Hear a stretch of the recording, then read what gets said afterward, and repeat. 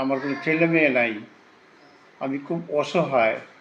আমি এখন সকলের দ্বারস্থ হয়ে গেছি। আমার কোনো টাকা পয়সা নেই।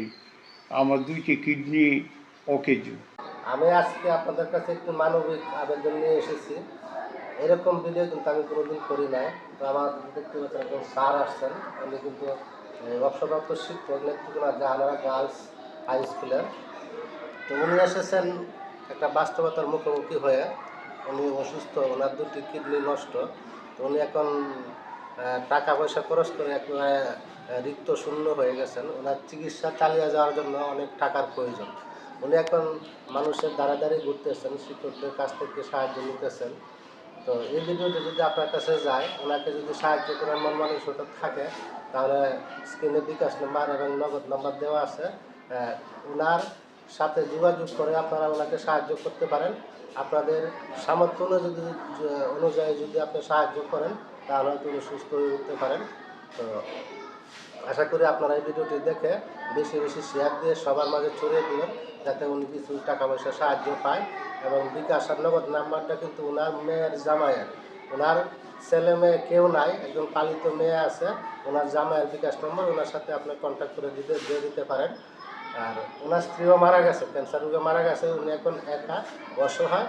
আমি আপনাদের কাছে সবার কাছে অনুরোধ করবো ওনাকে সহযোগিতা এবং সাহায্য করার জন্য। আপনি কিছু বলেন স্যার।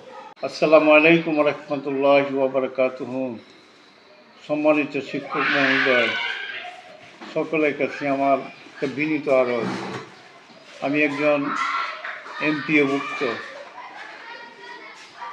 জাহানারা স্মৃতি উচ্চ বালিকা বিদ্যালয় নেত্রকোনা, এখানে কর্মরত ছিলাম সামাজিক বিজ্ঞানের শিক্ষক হিসাবে 1988 থেকে 2016 পর্যন্ত। আমার স্ত্রী ক্যান্সারে মারা যান 2007-এ, যার ফলে আমার কোনো ছেলে মেয়ে নাই। আমি খুব অসহায়। আমি এখন সকলের দ্বারস্থ হয়ে গেছি। আমার কোনো টাকা পয়সা নেই। আমার 2টি কিডনি অকেজো। আমি বর্তমানে ডাক্তার জাভেদ হাসান পরাগ, ওনার চিকিৎসাধীন আছে ময়মনসিংহ পপুলার। আমার কিডনি 2টা কিডনি এফেক্টেড এবং 70% ডাউন।